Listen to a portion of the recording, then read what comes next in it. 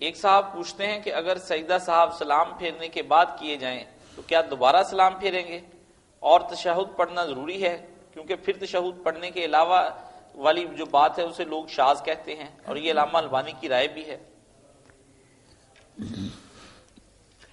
بات یہ ہے کہ نماز میں کوئی بھول ہو جائے نا اور سجدہ صاحب کرنا ہو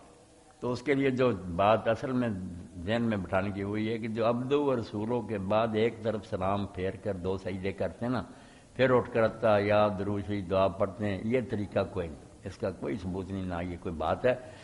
یہ کرنا چاہیے کہ نماز کو اینڈ تک لے جانا، جو ہوگی نا غلطی ہو گئی، اب نماز ٹھیک سلام تک لے جائے، اتحیات درود شریف دعا سب پڑھ لیں، مرحلہ آ گیا سلام کہنے کا، اب دونوں طریقے ٹھیک ہیں، سنت ہے، سلام بالکل نہ کہے کسی طرح بھی،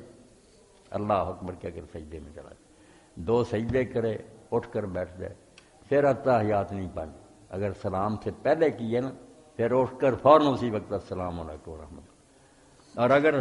سلام پھیر دیا، ایک پھیریں یا دو پھیریں کوئی بات نہیں، پھر دو سجدے کیے پھر ٹھیک ہے، شاذ شوذ نہیں کہنا چاہیے، پھر عبدو و رسولوں تک نئے سرے سے پڑھے،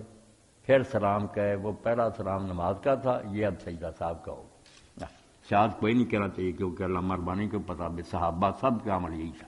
آپ مانتے ہیں پھر کیا کہتے ہیں، روایت میں کمزوری، روایت کو آگے لگانی، جب صحابہ کرام سارے یہ کام کرتے تھے۔ میری باتیں سمجھنے کی کوشش کرو کہ دین کو صرف لفظوں سے نہیں لینا چاہیے کہ فلاں روایت یہ ہے، ساتھ دیکھنا چاہیے کہ جو لوگ آپ کے پاس رہے وہ کیسے یہ کام کرتے رہے، ان کو نہیں رد کر سکے، مانتے ہیں کہ ان کا عمل یہی